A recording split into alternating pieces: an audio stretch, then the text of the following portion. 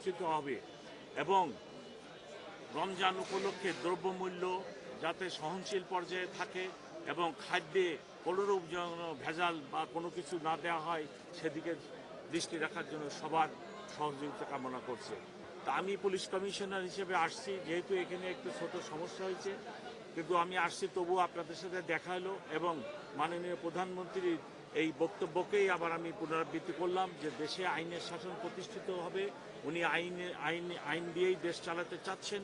So magistrate সাহেব, ভোক্তা অধিকার কর্তৃপক্ষ কর্তৃক নিয়োজিত ম্যাজিস্ট্রেট এসে যে অনাকাঙ্ক্ষিত ঘটনা হয়েছে, আমি মনে করি উভয়ের মধ্যে সরি বলে বিষয়টি মীমাংসা করে ফেলা এবং যাতে এই ধরনের ঘটনার পুনরাবৃত্তি না ঘটে সেদিকে সকলের খেয়াল রাখা।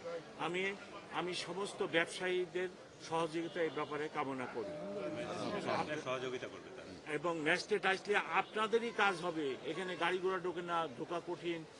আপনার ব্যবসায়ী নেতৃবৃন্দেরই কাজ হবে ওই ম্যাজিস্ট্রেটকে সহযোগিতা করা, যে কাজের জন্য উনি আসছেন সেই কাজে সহযোগিতা করা।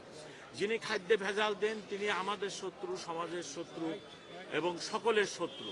যিনি রমজান উপলক্ষে 50 টাকা হালির লেবু উনি এখন 160 টাকায় বেশি মুনাফা করতে চান, উনি রোজা রাখলেও ওনার রোজা কাজে আসবে না। কারণ রোজা এবং ইবাদতের মূল কথা হচ্ছে আপনাকে হালাল রুজি খেতে হবে। আজকেও মসজিদে জুমার নামাজের সময় বয়ানে হুজুর বললেন যে হালাল রুজি না খায়ে যদি সারা রাতেও আপনি ইবাদত করেন কোনো লাভ হবে না। সো আপনারা সবাই, আমরা হালাল রুজি মানে কি খালি ঘুষ খালি যে হারাম হইল তা না। আপনি মাপে কম দেন, আপনি সুযোগ সুবিধা বুঝে দ্রব্যমূল্যের অনাকাঙ্ক্ষিত দাম বাড়াই দিয়ে অধিক মুনাফা করেন, ওটাও তো হালাল হয় না।